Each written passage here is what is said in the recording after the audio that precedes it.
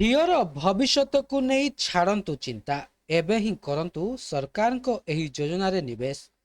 ହେବନି ଟଙ୍କାର ଅଭାବ। ତେବେ କ'ଣ ରହିଛି ସମ୍ପୂର୍ଣ୍ଣ ଅପଡେଟଟି ଆସନ୍ତୁ ଜାଣିବା। ତା ପୂର୍ବରୁ ଚ୍ୟାନେଲରେ ନୂଆ ଥିଲେ ଚ୍ୟାନେଲଟିକୁ ସବସ୍କ୍ରାଇବ କରି ରଖନ୍ତୁ ଏମିତି ଗୁରୁତ୍ୱପୂର୍ଣ୍ଣ ଅପଡେଟ୍ ସବୁଠୁ ପ୍ରଥମେ ପାଇବା ପାଇଁ। ସମୟ ସହିତ ମୁଦ୍ରାସ୍ଫୀତି ବୃଦ୍ଧି ପାଉଥିବାରୁ ପିଲାମାନଙ୍କ ଶିକ୍ଷା ଏବଂ ବିବାହ ଭଳି ଖର୍ଚ୍ଚ ପରିଚାଳନା କରିବା କଷ୍ଟକର ହୋଇପଡୁଛି।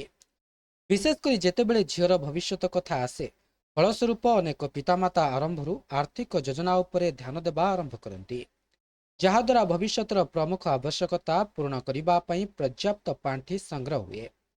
ଯଦି ଆପଣ ମଧ୍ୟ ଆପଣଙ୍କ ଝିଅ ପାଇଁ ଏକ ସୁରକ୍ଷିତ ନିବେଶ ବିକଳ୍ପ ଖୋଜୁଛନ୍ତି, ଯାହା ଉଚ୍ଚତର ରିଟର୍ଣ୍ଣ ପ୍ରଦାନ କରେ, ତେବେ ଅନେକ ଯୋଜନା ଉପଲବ୍ଧ ରହିଛି ଯେଉଁଠାରେ ନିୟମିତ ନିବେଶ ଭବିଷ୍ୟତ ପାଇଁ ଏକ ଯଥେଷ୍ଟ ପାଣ୍ଠି ଗଠନ କରିବାରେ ସାହାଯ୍ୟ କରିପାରିବ। ତେବେ ଆସନ୍ତୁ ଜାଣିବା ଏହି ବିକଳ୍ପ ଗୁଡ଼ିକୁ। ଯୋଜନାଟିର ନାମ ହେଉଛି ସୁକନ୍ୟା ସମୃଦ୍ଧି ଯୋଜନା। ସରକାରଙ୍କ ସୁକନ୍ୟା ସମୃଦ୍ଧି ଯୋଜନାକୁ ଝିଅର ଭବିଷ୍ୟତ ସୁରକ୍ଷିତ କରିବା ପାଇଁ ଲୋକପ୍ରିୟ ପସନ୍ଦ ଭାବରେ ବିବେଚନା କରାଯାଏ। ଏହି ଯୋଜନା ଅଧୀନରେ ପିତାମାତାମାନେ ସେମାନଙ୍କ ଝିଅର ନାମରେ ଏକ ଆକାଉଣ୍ଟ ଖୋଲିପାରିବେ, କିନ୍ତୁ ଝିଅର ବୟସ 10 ବର୍ଷରୁ କମ୍ ହୋଇଥିବା ଜରୁରୀ ଅଟେ। ଏହି ଖାତା ଖୋଲି ବାପା ମା ନିୟମିତ ନିବେଶ କରିପାରିବେ। ସରକାର ଏହି ଯୋଜନାରେ ଏକ ଆକର୍ଷଣୀୟ ସୁଧ ହାରର ସୁବିଧା ପ୍ରଦାନ କରନ୍ତି। ଯଦି ଆପଣ ଦୀର୍ଘକାଳୀନ ଭାବରେ ଆପଣଙ୍କ ଝିଅ ପାଇଁ ନିବେଶ କରିବାକୁ ଯୋଜନା କରୁଛନ୍ତି, ତେବେ ଏହା ଏକ ଉତ୍କୃଷ୍ଟ ବିକଳ୍ପ ହୋଇପାରେ। ଝିଅର 21 ବର୍ଷ ହେବା ପରେ ସୁଧ ସମେତ ସମ୍ପୂର୍ଣ୍ଣ ଜମା ହୋଇଥିବା ରାଶି ଉଠାଇ ହେବ, ଯାହା ଫଳରେ ଉଚ୍ଚଶିକ୍ଷା କିମ୍ବା ବିବାହ ଭଳି ପ୍ରମୁଖ ଖର୍ଚ୍ଚକୁ ପୂରଣ କରିବା ସହଜ ହୋଇଥାଏ। ତେବେ ଏହି ଯୋଜନାରେ କେତେ ଟଙ୍କା ଜମା କରିବେ?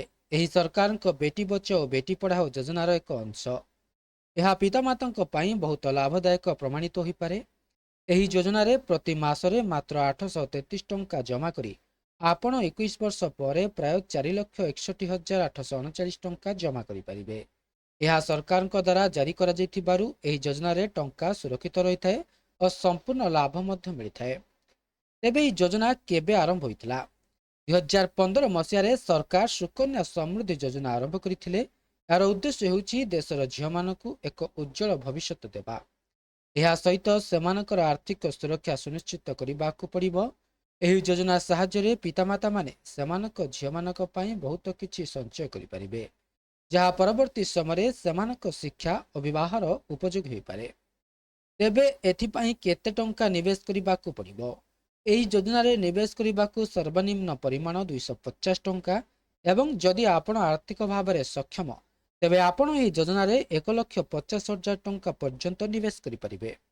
ଏହି ଯୋଜନାରେ ନିବେଶ 15 ବର୍ଷ ପାଇଁ କରାଯାଏ ଏବଂ ଏହାର ମାଚୁରିଟି ଅବଧି 21 ବର୍ଷ ରହିଥାଏ।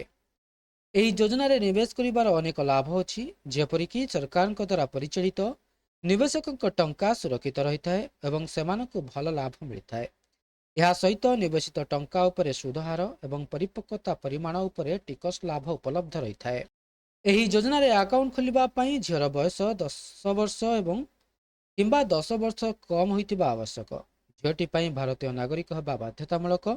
ସୁକନ୍ୟା ସମୃଦ୍ଧି ଆକାଉଣ୍ଟ ଗୋଟିଏ ପରିବାରରେ କେବଳ 2ଟି ଝିଅଙ୍କ ପାଇଁ ଖୋଲାଯାଇପାରିବ, କିନ୍ତୁ ଯଦି 2ଟି ଝିଅ ଯମଜ ସନ୍ତାନ ହୁଅନ୍ତି, ତେବେ ଏପରି ପରିସ୍ଥିତିରେ 3 ଜଣଙ୍କୁ ସୁବିଧା ମିଳିଥାଏ।